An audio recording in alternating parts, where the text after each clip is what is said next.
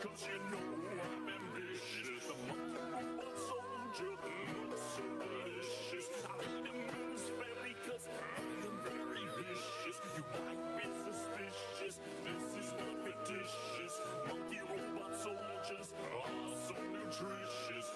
Oh, monkey robot spider, you know I got power to come to your planet completely devour you.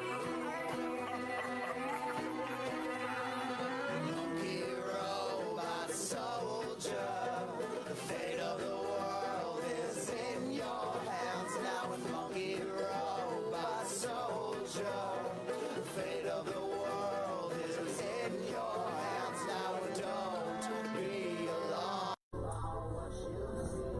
Save video. It says 34. It says 30. Be alarmed by what you know. You don't have to go.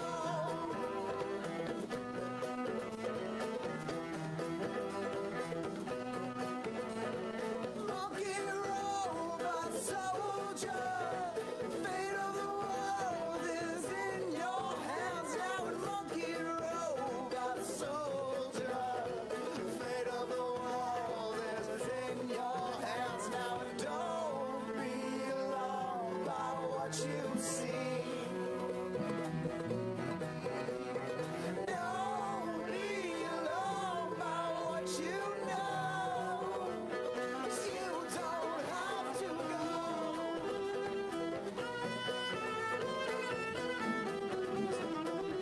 LP 103.7 Asheville.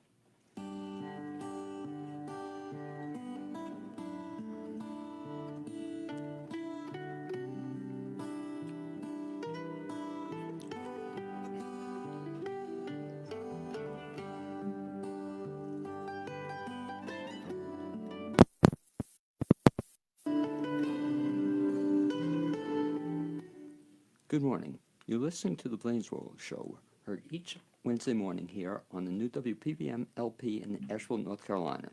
You can also listen online at www.wpvmfm.org and watch on WPVM's Facebook page.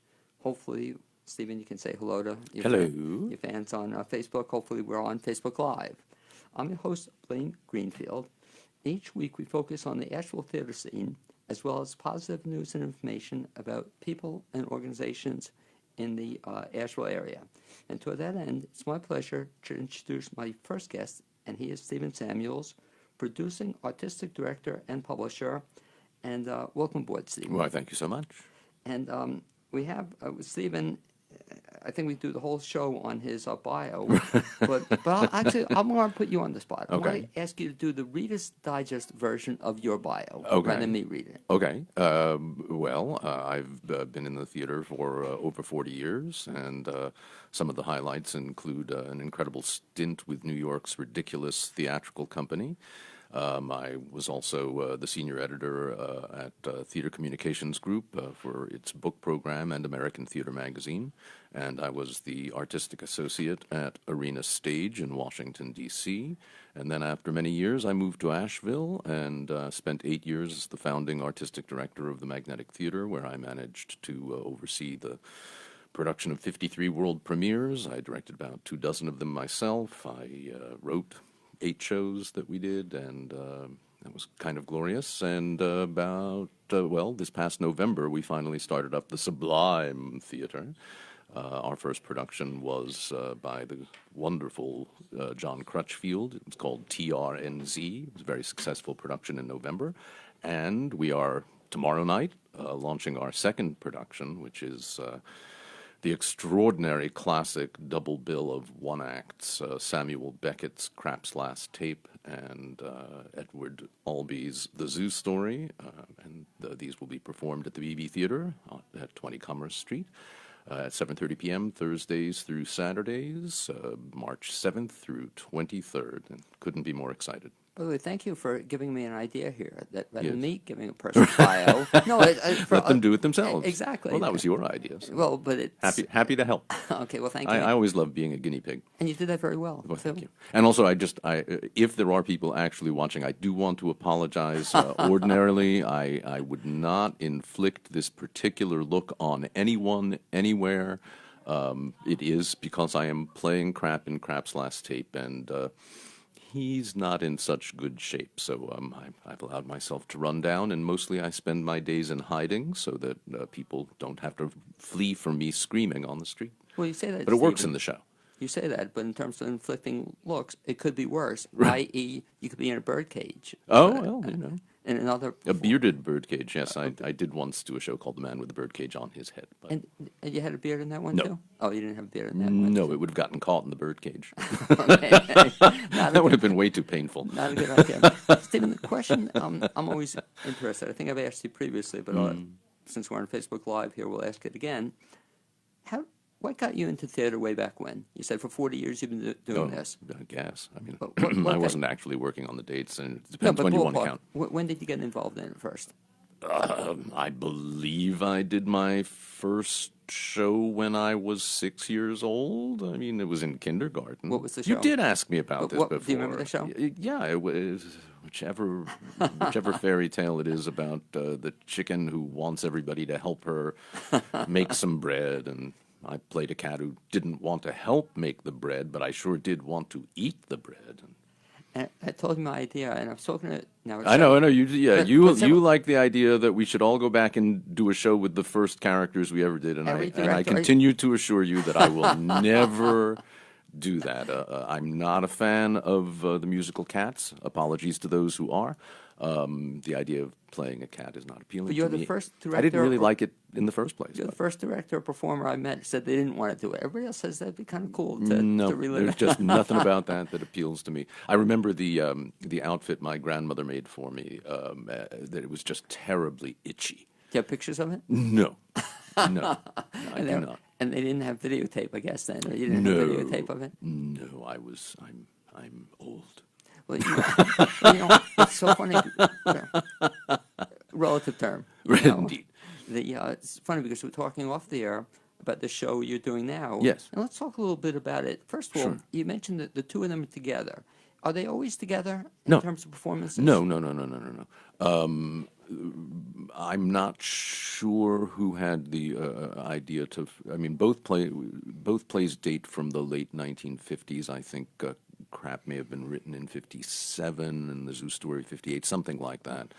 And Crap, I think, was first performed in 58. The Zoo Story was actually first performed, I believe, in 1959, oddly enough, in Berlin, in German, even though American Playwright, American Play, that's where the Zoo Story debuted. When both plays were debuted in New York, they were put on a double bill. This was in 1960. It was at the very famous Cherry Lane Theater in New York, and this was it really marked the birth of off-Broadway in New York. I mean, there had been many off-Broadway productions before that, of course, dating back at least to the 19-teens. But the movement that we have come to think of as off-Broadway and off-Broadway really got its start with this explosive double bill that had a tremendous impact on the young playwrights who emerged shortly thereafter in New York in the mid-'60s, the big off-Broadway movement. But you answered the question. So it had been put together as a double bill because each of them are just about an hour each. Is that it? Yeah, well, different lengths for different productions. In our production, each of these one acts is about an hour long. So yeah, they were put together. It was very, very successful. And they've been revived as a double bill in New York several times. I imagine others have done that as well. But the way this particular production came about was that the magnificent director, Henry Williamson III, approached me at one point asking me if I wanted to do Crap's last tape. He did not know that I had spent quite quite a few years in my late teens and early 20s, utterly obsessed with the writings of Samuel Beckett. I was so obsessed, in fact, and Samuel Beckett, interesting fellow, Irishman, lived and worked primarily in Paris and began writing in English, sort of an acolyte of James Joyce, and had a very expansive vocabulary, let us say, in the English language. And he came to feel that that was hampering his work, that he wasn't able to, he just couldn't get at the simple things that he wanted in English, so he started writing in French. Novelist, poet, occasionally an essayist, and a wonderful playwright. So most of the works were, after a certain point, were written in French originally, and then he would translate them into English. And at this particular time, in the early 1970s, there were a number of his works that had not been translated from the French into English. And I was so obsessed that I actually, after I graduated from college, went to Paris specifically to learn French so that I could read the works of Beckett that had been published in France but had not yet been translated into English. Pretty obsessive. No, that reminds me, when I was in high school, I studied French so I could read Les Miserables. Oh, there you go. But thank goodness for classic comic books. Well, I've never seen a classic comic book of Krapp's Last Tape. Krapp's Last Tape, interestingly, was written in English. It was inspired by an Irish actor named Patrick McGee, and Beckett heard him on the radio at one point and just was so obsessed with his voice that he came up with this idea. One of the things that's interesting about that is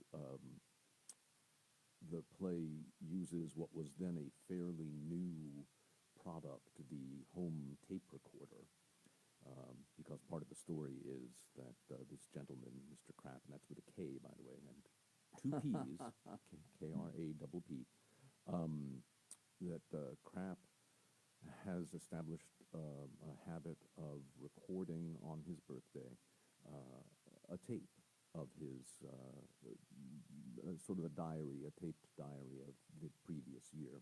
And as the years go by, he's evolved a ritual whereby he listens to a tape from an earlier year and then he records his new year. So in this particular play, Krapp is 69 years old, and before he makes his birthday tape, he listens to the 39-year-old Krapp, and it is the key to this story is the distance between who he was then and what he's come to feel now. And it's very interesting because Beckett actually had only heard of a tape recorder. He had never seen one. He didn't know how they worked. So in later years, when he went back and did some revising, once he started directing the plays, he kind of adjusted the text to accommodate the actual way tape recorders work. In the meantime, getting back to your question, Henry asked me to do this play, and interestingly, I had directed it in college when I was 19 years old, which is way too young to have fully understood what was going on in it. Now that I am considerably older, I have a much better grip on what this is all about, and also with Henry's extraordinary help. In any case, we decided we were going to do Krapp. I was very excited. I hadn't thought about doing it. I was very excited, just as I hadn't thought about playing Willy Loman in Death of a Salesman when Jane Hallstrom suggested that, and then she suggested Henry to direct it, and that's how Henry and I first began working together. So anyway, when we were deciding to do Krapp, we were thinking, well, of course, it needs a companion piece, and we both more or less immediately said, well, it's got to be the Zoo story. Talk about something you said earlier, though. You mentioned varying lengths. Yeah. It could be a shorter or longer version of it? Sure. There's always a question of pacing, tempo, how you approach the material. Krapp's Last Tape is interesting. There are some productions that run about 45 minutes. Most of them tend to run about an hour. The script is very precise. Beckett and Albee were both extremely well known for being very demanding about how you handled their material. They wrote many of their scripts more like music, more like a composer writes writes a musical score, they used, in addition, of course, to action and dialogue, they used pauses and ellipses and dashes and silences in a very, very specific way. And they both insisted that actors do the scripts exactly the way they were written, which is wonderful in its way. But what's funny about it is, at a certain point, Beckett, they both at different times ended up directing their own works, and we know that Beckett actually changed things when he was directing the plays and when he was involved in other people's productions. He was a man of the theater, and he recognized that, well, if the set is arranged differently, if you've got a different kind of stage, it's going to change everything. But also the actors are different, and he always adjusted things for what the actors were actually doing. And he eventually altered some of the lines, altered some of the routines. For example, in Krapp's last tape, originally, and it's still in the official script, Krapp actually sings an old hymn, and in his own practice, Beckett decided that that was too much, and he cut the singing from the show. So we don't get to hear you sing? You will not hear me sing in this particular production. Sorry. Maybe another time. So what's interesting is, while he was alive, Beckett allowed the publication of his own theatrical notebooks. They were very carefully curated by other editors. And for Krapp's last tape, there is a full volume that includes Beckett's very detailed notebook from a production he did in Berlin, I believe, in 1969, and also a revised version of the script that he approved. Have you seen these? Yes, in fact, one of the things that's interesting about, I think that's interesting about this particular production is that we've worked extensively with the revised script and the detailed notes in the notebook. So if anyone who comes to see the show is a devotee and knows Krapp's last tape from, say, the Grove press edition, or I think Faber and Faber in England, there are some differences. But I can assure you that Beckett approved them. Now, you mentioned you directed the play back in I did a college, long time ago. Have you ever performed in it before? No. Oh, is that, so this is the first time you've Oh, done yeah. the role? Oh, Very yeah. exciting. Had you ever directed it again? No. Okay, so you're coming back to it. Which Yes. must be very exciting. Yeah. Oh, it's unbelievable to come back to something 45 years later, 46 years later. Yeah. Very different perspective. One of the things I'm really looking forward to seeing it is the reason, and that's what I think one of the things you're very good at, is bringing things to the actual audience that they don't see elsewhere. In other words, I would hope. Has this? I haven't seen it since I've been here. Has this been done before in the Asheville area? I know that it was done quite a few years back at Hart. I know Steve. I don't know whether Steve Lloyd played the part himself or was involved.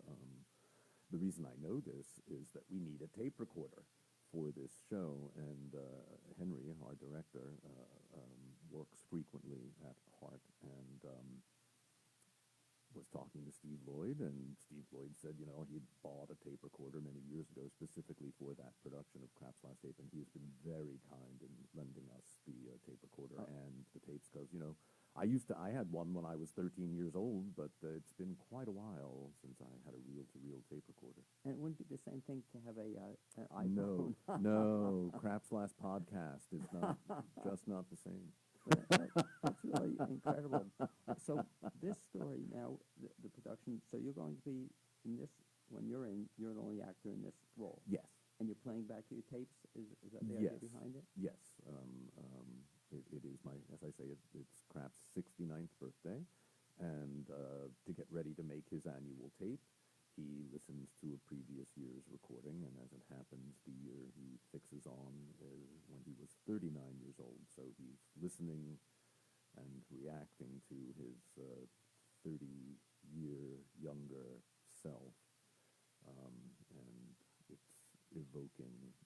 the massive changes in his life that were provoked by some very serious decisions he made when he was 39. It's really it is one of the most lyrical plays in the English language. If people only know Beckett from plays like Waiting for Godot or Endgame, I think they might be very surprised. Beckett and many of his peers were slapped with a label called absurdist, which none of them liked. It was the critic Martin Esslin is the man who coined that phrase and lumped a lot of playwrights like Ionesco and Pinter and Genet and Beckett under this rubric of the absurd, the theater of the absurd. They all hated it. They didn't particularly like being forced into some sort of association. If you know their works, you know how very different they all are. Especially UNESCO. Very different. Yeah, exactly. Very different. Pinter was influenced by Beckett. Many were. Albee was influenced by Beckett. Kraft's Last Tape was one of Albee's favorite shows. So I think people will be surprised at how profoundly human and really straightforward this play is. I mean, it has some very odd and comical elements, but it's a beautiful evocation of what it is to be a human being who has made some choices in life and come to regret them. You know, it's interesting. I was telling you off the air that I'm 69 now. Also, I'm only 65, so you know. here I'm thinking, Stephen, how good you look for 75. Thank you. I appreciate that. But 65, my Yeah. God. I know I'm a wreck. Cynthia, my wife tells me never tell that to people. It's insulting, but yeah, I can insult you. You can Everyone friends. does. Please feel free. But it's interesting. You're giving me an idea here that it's a fascinating concept that as you age or become 70, to look back at the younger you. Oh, yeah. It'd be kind of an interesting thing, or I don't journal or write diary entries. But that'd be fascinating. It is. Take a look back. It is, it's an extraordinary play. But I shouldn't spend all of this time only Right. talking I was about it. I going mean, to talk about it. obviously, since I'm playing the part, I'm a little obsessed with it, and I apologize to one and all. But the Zoo Story is also an extraordinary and very, very different play. Also, again, not if all you know is Who's Afraid of Virginia Woolf. This is a very different play.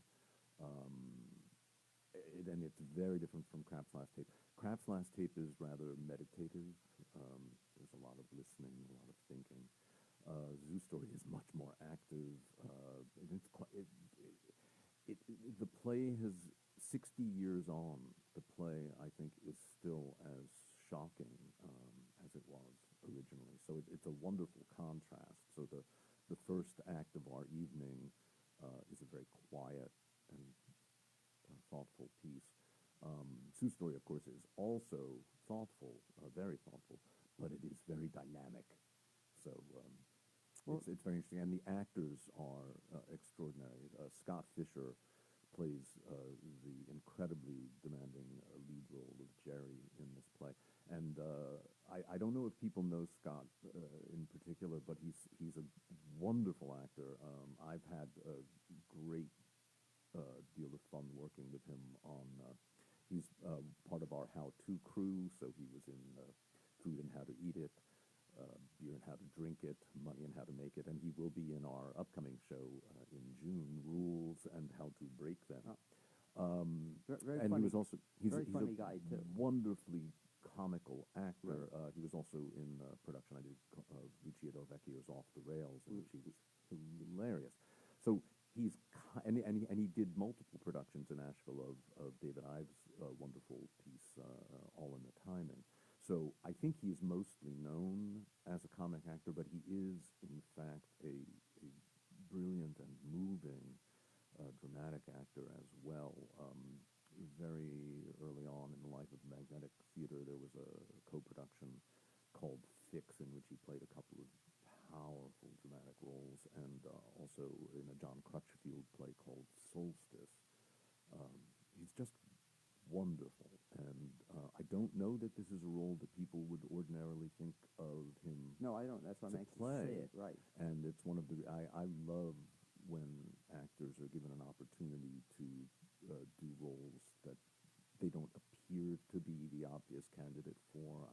I love giving them those opportunities, and they always rise to the occasion. So he's spectacular in it. And this play also features Art Moore, who I had the great pleasure of directing and working with in a play of mine called Improbables a few years ago. And he's another one. Art is a fairly large fellow, and you wouldn't necessarily immediately think to cast him as someone who's very shy and withdrawn and vulnerable. And that's what this particular role requires, and he's just marvelous, and their pairing is fantastic. And I cannot heap enough praise on Henry Williamson. There's just no better director around. There is no one who digs deeper into the meaning of a play. There's no one who asks more of and helps get more out of actors than he does. And I say that as a director myself. I stand in awe of Henry's work. And as an actor, I look forward to every opportunity because he just strips me to the bone. And it's just an extraordinary process. And it's interesting because Henry also is an actor. I Yes. enjoy watching him on stage. Yeah, as he's well. great. He's great. And He needs more opportunities. He does. And he will. And he will Exactly. have some. He's got in the fall. I think it's in October. He will be out at Hart in Arthur Miller's The Crucible. Right. He plays Looking the, forward to the that, role yeah. of John Proctor, and that's going to be amazing. It's interesting. I think I asked it last time around. I haven't asked Henry, but does he have a preference as to acting or directing? Because you're not the first person who's told me that they just love working with him as a director. Yeah, of course. And he's a talented director, but talented actor too as Sure. well. It's hard to tell with Henry. I think there's a part of him that really just wants to act. I mean, he yearns for roles. He really wants to play them. But it is so clear that directing is such a powerful passion for him. I mean, he just gives everything. The show, Stephen, we'll talk a little bit now about the company you formed. So this is, you said, the second production of this company. The Sublime Theater. And it's going to run when? It opens tomorrow night, March 7th. It runs Thursdays through Saturdays, March 7th through 23rd at the BB Theater at 20 Commerce Street. And you can get tickets at www.thesublimetheater.org. Additional information and tickets there or on our Facebook page. And I do recommend buying tickets in advance if you can. I'm sure there will be some seats at the door, but the BB, as I think you know, is a fairly small theater. So it is a limited engagement, only 9 performances, and limited seating at each BB performance. Theater, what, at 40 seats or 48 or something 42. like that? Yeah, not a lot of seats. No. Not a bad place to see a show, but Oh, it's a wonderful Yeah, but theater. two- Very intimate theater. I was going to say, a too small place. Aside Exactly. from this show, what are some plans down the road for Sublime Theater? Well, as I say, we'll be doing rules and how to break them. And that'll be when? That will be in the, I believe it's the last 2 weekends of June. And So that'll be fun. That'll be the first comedy you've done with the Sublime Theater. yes. I wouldn't say John's show was a Yes, I mean, I comedy. think there are comical elements in all of the things that we do, but Rules and How to Break Them is a sketch comedy show, so it is the avowed comedy of our first full year of production. And that will be followed in, I think it's the first 2 weekends of August. We will be co-producing a show with Todd Weekly, a wonderful director. He has his own company called The Cardboard Sea, and it's been my pleasure to help them produce their shows. They also do original works, so they'll be doing a brand new play. I don't even know what the title is yet, but they will also be, so The Cardboard Sea with Todd Weekly directing will be performing also at the BB, and that'll be in early August. And then we'll have another show coming up in November, not sure that I can say yet what it's going to be, but yes. And we're also we're also going to do a series of readings in hopes of prepping the way for full productions. I believe it's in September. John Crutchfield will be helming 3 readings of plays by David Hopes, another of our artistic associates. We're very excited about this. David is a wonderful playwright, and he has written a trilogy of plays about Abraham Lincoln. They're all quite different. It makes a fantastic portrait of the great president. They're very exciting plays, and so we'll be doing readings of those on 3 weekends in September, and that will be at the block off Biltmore. And mention in closing, Stephen, the team I think you put together, it's a very impressive team with Sublime Theater. Talk a little bit about who else does these productions with you. Sure. Well, I'm the producing artistic director, and my associate artistic director is John Crutchfield, who's a playwright and director and actor. And our other artistic associates, I don't have the list in my head, but let's see, Henry Williamson III, Christy DeVille, the extraordinary choreographer, actor, and director. So want her to do more work.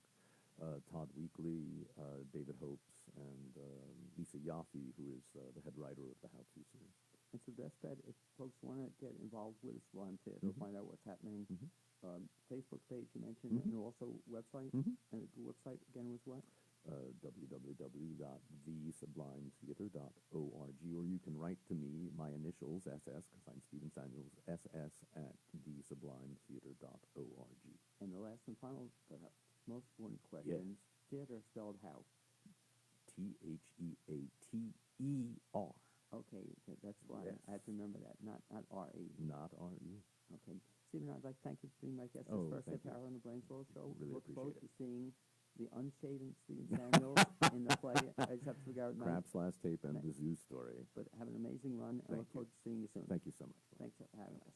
As Stephen works his way out of the studio. Bye-bye. Bye-bye. And I think we were on Facebook Live. I should mention that underwriter support for this show on WPDM is made possible by BLAINESWORLD, a blog that contains information about Asheville's theater scene, reviews, tidbits of information that you'll find useful, and some jokes that are hopefully not too risque. If you'd like to be added to the mailing list for this message, just send an email to bpinbc@aol.com and put subscription in the subject line. As our second guest works her way in, I'll also mention 2 upcoming shows in the Asheville area. Still Magnolias. Is that good enough? On the main stage will be at Hendersonville Community Theater, March 8th to March 17th. And information for that is hendersonvilletheater.org.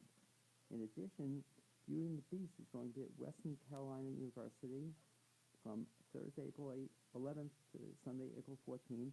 And tickets are available now through the Bardo Arts Center box office. You can call 828-227-2479. And with that information out of the way, it's my pleasure to welcome our second guest to the BLAINESWORLD show this week. Connie, is it Regan? Regan. Regan, I'm sorry, I had to check it. Regan-Blake. And Connie is a professional storyteller. And welcome aboard, Connie. Thank you very much. Nice to be here. Okay, well, pleasure to have you here. And Connie, I just did this with our previous guest who you saw on the way out, and who you know, I think you met Stephen Samuels. Rather than me give the background, I've just had this great idea of rather than me summarize your background, read this version of your background as a storyteller. Okay. And Blaine, do you like me wearing these? Yeah, or the do I need- station does like you, so you can hear how you sound or how other people sound. Okay. Is it too loud for you? No, it sounds fine. It just, Okay, I didn't know if I needed it. That's or how not. you hear. And by the way, you can wave. I think we're on Facebook Yes. Live, so I'm glad you're here, whoever's Okay. watching. Exactly. And people do watch on Facebook Live. Somebody will talk about that. But anyway, Connie, so how did you get into storytelling? Well, I graduated from college with a degree in political science, which some people say is a good background for storytelling. I imagine. And I actually thought that I might want to go into politics. I also thought I might go into being a lawyer. And but when I graduated from college, I decided I really wanted some free time for a while. And I was one of those lucky ones who my parents paid for my college at Loyola in New Orleans. And so I was able to work in the summers and save that money. So I took my little cash that I had and bought a one-way ticket to Europe. And I traveled for about a year and a half. And when I came back to the United States, in 1971, I was hired at a public library in Chattanooga, Tennessee, and I was hired as a storyteller. It was pretty unheard of. I was but going to say that. Wow. yeah, they had just gotten a federal grant, and they were going to be going out to daycare centers, which was also a new thing at that time. And they wanted to focus the whole program, bringing the library to these 3, 4, and 5-year-olds. They wanted to do it through storytelling. And it was my cousin, Barbara Freeman, who is also a storyteller. She lives here in Asheville. And she's the one that said, Connie, I think you can do it. And I went in and applied for the job, and I got it. And I just loved it. And that was the job title, storyteller? That's right. Wow, is that cool? So I've made my full-time living as a storyteller since 1971. Okay. So it's been a long time. And there aren't probably too many people out there, I mean, more now than there used to be, but who make a full-time living as a storyteller. That's pretty cool. That's right. It is very cool. How long did you do the library thing? 4 years. And then that same first cousin and I, we quit our jobs, and we got a little pickup truck with a topper on it, and we lived out of that for 3 years and traveled around the United States telling stories. And there, today, almost every state in the union has storytelling festivals. And there are festivals, there's a bunch over in Ireland, down in New Zealand, in Australia. There are festivals all over the world now, storytelling festivals. But back then in the 70s, there was only one, the National Storytelling Festival. But the folk music world really just welcomed us in. And so they put us right on main stage, and we did a lot of performing. You mentioned festivals. How is Asheville for storytelling? Oh, it's great. It's hopping around I was here. going to say it's growing, too. Yes, there's a lot of things down in Hendersonville, too. But there are a lot of, a man named David Joe Miller I has was something, just going to you know mention- him? Yeah, good And friend. he has a storytelling calendar /AVL. And that, there's lots of different storytelling events that are on there. Well, it's also, I know he's up in Tennessee. Over in Jonesboro, that's right. That seems to be a really hot storytelling. And that's where area. the National Festival Oh, is. is it? Yeah. It started back in 1973. And so this is the 46th year for that. It still continues every year. Now, I'm fascinated by storytelling, especially you being my guest, but also David Joe Miller. Stories you tell, your background story, your stories that you've written or based on your life So or I other people? started telling stories that are traditional stories. So those are the ones that have been passed along through the ages for hundreds, sometimes thousands of years, passed along orally. And then at some point, once the printing press came along, and they started being put into collections, so you can find them that way as well. But those traditional stories, every part of the whole world has stories that they tell, traditional stories. So that's an aspect of it. Because I started at the library, I also told literary stories when I was telling to really young children, Where the Wild Things Are by Maurice Sendak, and Ezra Jack Keats, and lots of things like that. Today, I still tell the traditional stories, but I also tell true life stories, and I tell a story about a young woman who was really just a girl during World War II, and how she had learned how to fly, and during Dunkirk, she flew from England to France to rescue people. And so I got to meet her back in the 90s. So I tell a true life story about her. And then I also tell my own personal experiences. A lot of those are funny, and I tell a lot of ghost stories as well. So real variety. I talked to David once about this. about another aspect of storytelling where people make up stories. You know, it's like what is it, tall tales kind of Yes, thing. And that's a whole other area of storytelling. that's right. That's a whole genre. I don't really do that myself. They But just make up stuff and Yeah. and then who tells the tallest tales or something. that's right. They have some contests, fibbers and such. I thought that'd be a fun thing to do, Yeah. though. But it's a special kind of skill. How do you develop a skill as a storyteller? Well, you know, a lot of people think, you know, right off they'll say, well, I'm not very creative, or I'm not good at that. And really, storytelling is a skill that can be learned. And it's like anything else. If you have that desire, if you really want to be able to make a pot, then what you do is go to a potter and you start learning and you start practicing on that potter's wheel. And storytelling is really the same way. There's some basic kinds of foundations, thinking in images, drawing in your five senses. There's some very basic approaches to storytelling.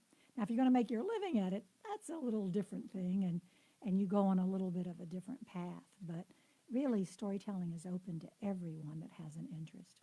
And I've worked with lawyers, trial lawyers who want to make their storytelling better. I've worked with therapists, with ministers, certainly with lots of storytellers, and with grandparents who want to tell to their kids and teachers. So it's a wide range. We mentioned something very interesting too about stories, and stories move us. You know, and stories can get us interested in a subject, and I can imagine it being a very helpful skill for lawyers. You know, or for any profession, rather than just do the law stuff. To wind around the story is going to make you a better lawyer, I guess, in court. Absolutely. It's a lot, for me anyway, the way that I teach. One of the foundations is really being present, to be right in the moment. This is not memorized text that you're just trying to remember and have no awareness of that audience.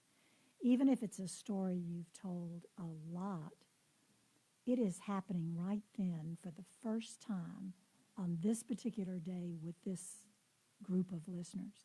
So there is this immediacy to it, and it's almost like your listeners are helping you tell the story. And so for anyone, corporate people, lawyers, you know, that want to be really present with whoever because people know that. People, as listeners, all of us know when someone's being real. Well, it's funny you say that because yesterday I had a meeting with a friend of mine who's wants to become a speaker, and I was telling her almost the same kind of thing, that you could just speak, but if you also bring in your stories of your life and the stories of people you encounter, much more impressive than just a list. You know, That's just right. here are the 17 things you should know about something. Tell stories about your life. Also, what you said reminds me of another friend. You may know him, Chuck Fink now. Have you met Yes, Chuck? And his story says almost the same thing what you said. He started out, he wanted to be a stand-up comedian for a while. Then he wanted to, since coming to Asheville, then he wanted to become an actor. But he seems to really love storytelling because he doesn't have to memorize it, but he does have to be present in it. That's right. And it's to watch him grow is kind of interesting, you know, as he develops. I guess he developed by just doing it, just getting out and doing it. Yes, well, you know, it depends. There are some, very few, I think it's kind of rare, really, to be born a storyteller. It's like anything else, that It's interesting. prodigy that's at the piano.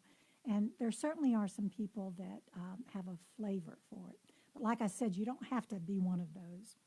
But I think listening to stories, listening to storytellers can be a very helpful way, because you can kind of see what it is that they do that you like.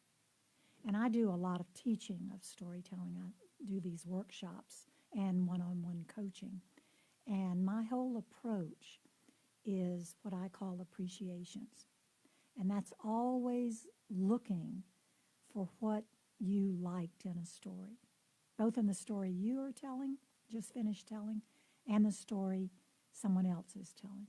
So one of the ways you can learn about storytelling is go hear storytellers and make note. What is it I like?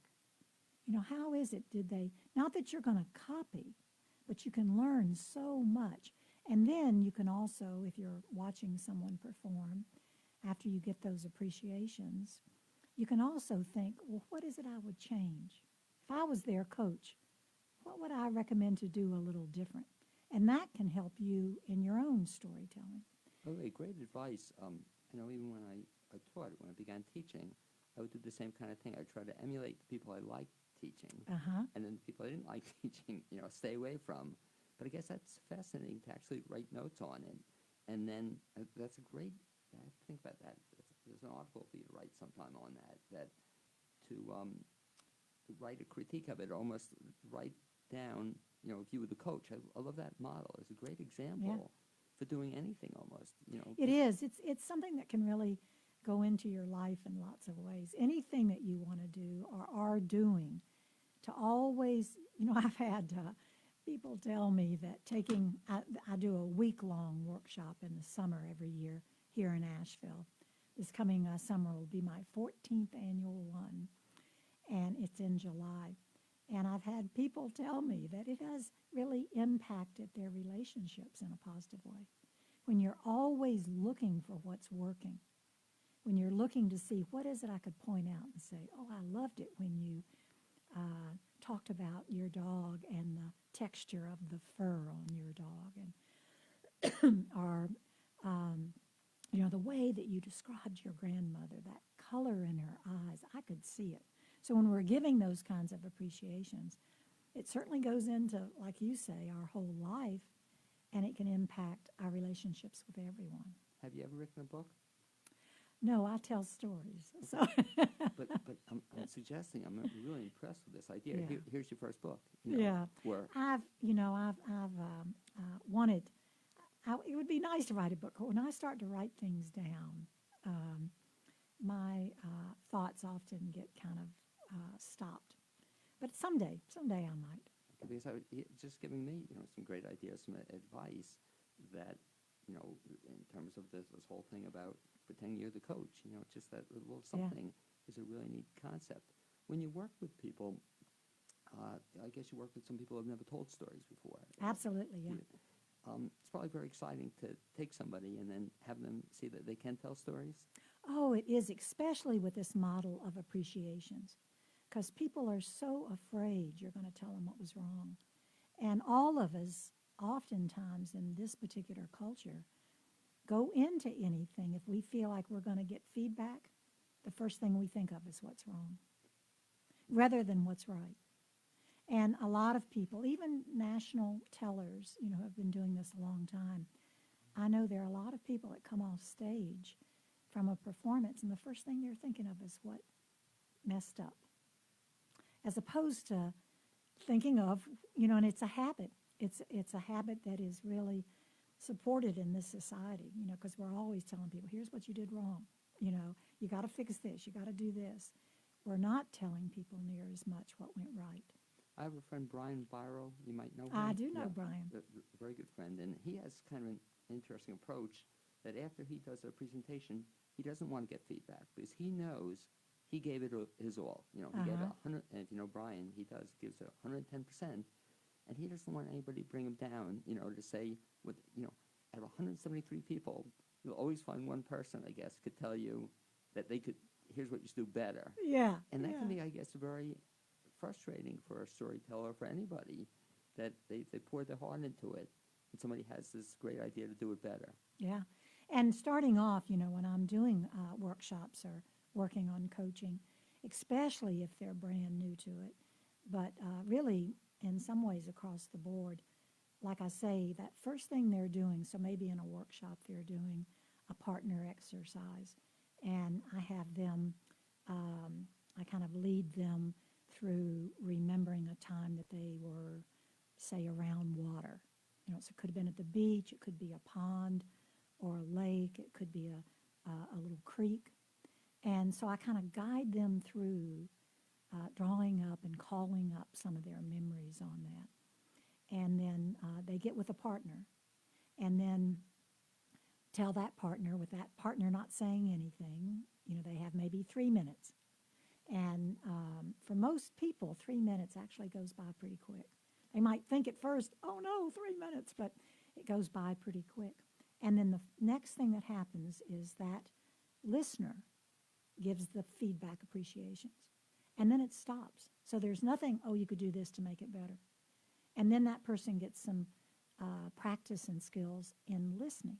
So they get to listen to their partner, hear what they have to say about their experience around water, and give some appreciations. By the way, isn't this great advice not only for storytelling but for relationships also? Mm-hmm. You know, and that's why I'm listening to you saying, "Wow, this applies to all parts of our life." You know, Yeah. that you can actually appreciate your child or your spouse or significant other for 3 minutes. You know, and just That's right. only can you imagine doing that? People did that, just telling the good stuff we like about them or what we appreciate them. I'm getting a chill, but a good kind of chill hearing Yeah. that. Great story.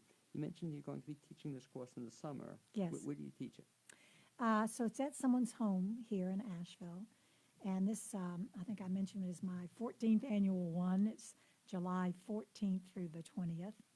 And welcome for Asheville people. I always have people from around the country as well. And the last 5 or 6 years, I've had people internationally too, that's one of the amazing things about the web and that word getting out to other people. But it's a week long. Each day there's a real supportive group. Everyone that comes is really encouraging others because that's really the atmosphere. But people learn a lot. You know, people have gone from taking that workshop a couple of times to really doing a lot of storytelling, and some of them have, moved on to doing full-time storytelling. But listening to you, you're giving me just kind of a cool perspective that there's a lot more storytelling than just storytelling, and certainly a key component is this listening aspect, and then you mentioned something else, the appreciation. If you can just learn to appreciate people better and differently, that's kind of a cool thing to do, and so I have to think about that next time you hear somebody storytell or sing or whatever, rather than being in that critical mode, be in the appreciation mode. Yeah. It's kind of a nice way to look at it. And it's lovely to give specifics. What I tell people is if you were going to go in the room next door and tell that same story, what would you want that teller, if you were giving appreciations, what would you want that teller to do in the next room? Because if you just say, oh, that was really good, Right. it doesn't help you so much. But if you say those moments, that's what we're looking for. I don't know if you've ever done this, but that would be fascinating to have you listen to a story, and then you have to tell that story. Have you ever done that? Has that ever been an exercise? That sometimes is, yes, But that wouldn't that be you fun? tell it. You listen to somebody else, and then because force you to have to listen to it and make sure you listen to it. Yeah. And they try to repeat it, next door. That'd be an interesting experience. In terms of getting to hear you present, I know you're going to be at ISIS coming up, I think, actually. On Sunday. This Sunday. Yes, March 10th. And what's that show? It's called Leap and Laugh, Tales of Adventure. And actually, it's a brand new, I'll show the audience too, Right. a brand new CD that I have. And this is that combination of some very funny stories, personal experience, and also a traditional tale. And so this performance at ISIS Music Hall is in celebration of the release of this CD. And I'm very excited about it. It's got some fun stories on it. And so some of these stories you'll be telling? Yes, I will. Yeah. Yeah, the dorky spandex and versus macho leather will be told. By the way, I love that title. But I always wondered about that too. What a great title. Dorky's Spandex versus Macho Leather. Yes, You came up with that title? I did. Yeah, with some. I had some friends that were helping me. That's a story about my husband as a cyclist, cycling up the Blue Ridge Parkway towards Mount Mitchell, and an encounter he had with a motorcyclist, the other kind of biker, and that's the dorky spandex versus macho leather. Now, do you come up with the titles for your stories too? I do, and sometimes I get help for that. I'll, I have some friends that I run things by, and somebody came up with the word dorky for me. Or I came up with dorky. They said something about, oh, what about spandex? Because they had heard the story. And I said, oh, dorky spandex, and then versus macho leather came right after that. And this, the title story, see those feet there? Right. Those are actually my feet flying over Queenstown, New Zealand. And I was parapenting. My designer, who lives here in Asheville, Dana Irwin, she put different shoes on me, but that's a photograph I took myself over Queenstown. Great photo. Great. Just it's also what's kind of fun. It's just a fun. I would say leap and laugh. Yeah. But it's a fun thing. Do most of your stories have an aspect of fun or humor in them? I wouldn't, definitely a good number of them do. Some are very intense, though, and in a kind of powerful way. You know, I tell a story about my mom, about her living and dying. And that's a personal experience story, and it's a lot of humor there, but we also go right to her deathbed. And so there's this powerful, you know, her last 5 exhalations.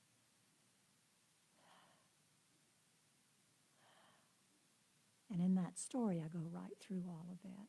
So there can be emotion that definitely arises. Some of them are very poignant. That story about World War II is a very poignant kind of story. That woman became a spy behind enemy lines and made 52 jumps.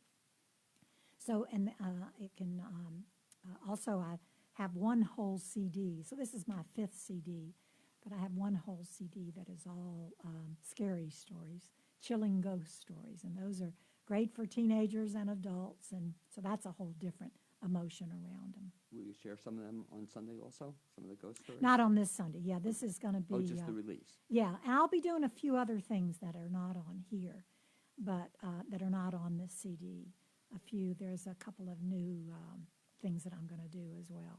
A question I wonder about storytellers is in terms of coming up with new ideas for stories. Like, do you come up with them every day, or do you write them down, or how do you come up with an idea? You know, I do jot things down sometimes, and I have several people that I work with stories on, other storytellers that I work with on stories on Skype. And so oftentimes it's giving voice to something. You know, that story that I mentioned about my mom, I didn't start telling it until after she had passed away. But probably 15 years ago, I had jotted down. She always said, "It's a miracle." And that was one of her favorite phrases.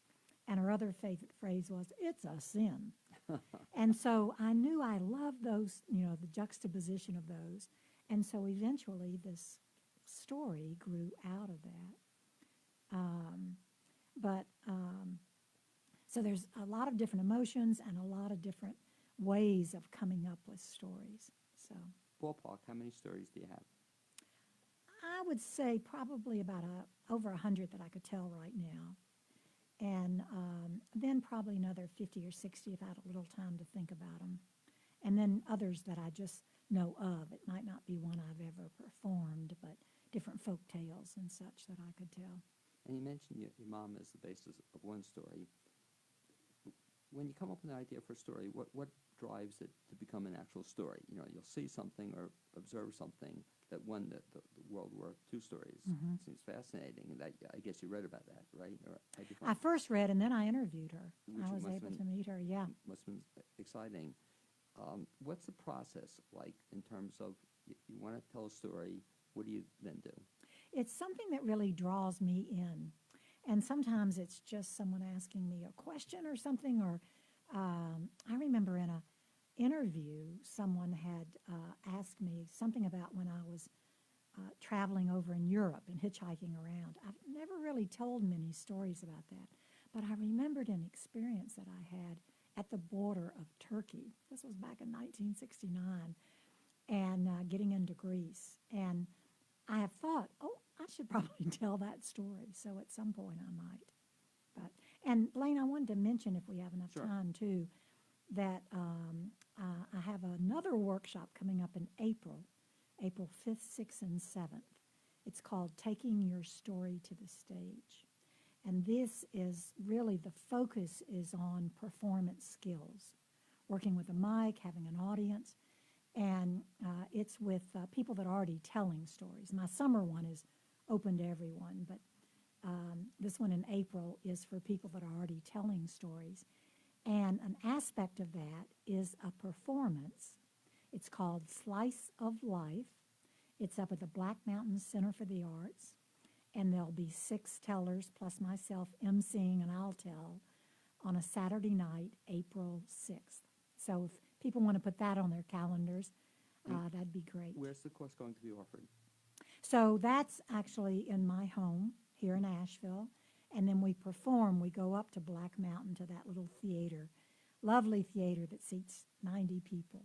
And will the people be performing aside from you? There'll be the people in the chorus. That are in the course. Oh, So that- and then we spend, so that's on Saturday night. We've had a sold-out crowd the last 6 times up there. And then on Sunday, we gather again to give appreciations and tweaks. You know, appreciations about what worked that night before and anything that could make it better. If folks want to get information about any of this good stuff you're talking about, the course coming up, that sounds really exciting, the summer workshop, ISIS, best bet is to go to Facebook page, website, or both? Website, it's called Story Window. I love the image of looking out a window and kind of drawing in what's out there. Storywindow.com. I have my calendar there. There's links to the ISIS Music Hall if they want to get tickets, or they can go straight to ISIS Music Hall too. And they can sign up for a newsletter. I call it occasional You newsletter. mentioned that to me. I love that. Yeah. Exactly. And that'll be all about storytelling? Yes, and different events and some little cool little tidbits and such. A video. I've got a grand video actually of this leap. It's on my website now, and it's on Facebook, on my Facebook page. So I have a fan page and a personal page, and people can join either one. You know, I post on both of those. Okay. I'd like to thank you, Connie Regan-Blake. It's Regan, right? That's right, you Connie got it. Regan-Blake for being my guest the second half hour on the BLAINESWORLD show. Also, thanks to Stephen Samuels, my guest in the first half, and to Amy Prisnash, my producer, and to Zuzu Welsh, who provided the music you heard at the beginning of the show, and you'll now be hearing at the end. Look forward to having you join me next Wednesday at 9 a.m. here on the new WPVM LP in Asheville, North Carolina. You can also listen online at WPVMFM.org and watch on WPVM's Facebook page. And Connie, we can both wave goodbye to our Facebook Yes, listening audience absolutely. here. Hopefully they caught us, and we'll hopefully see you folks next week. Thanks Hope for to see listening. you again.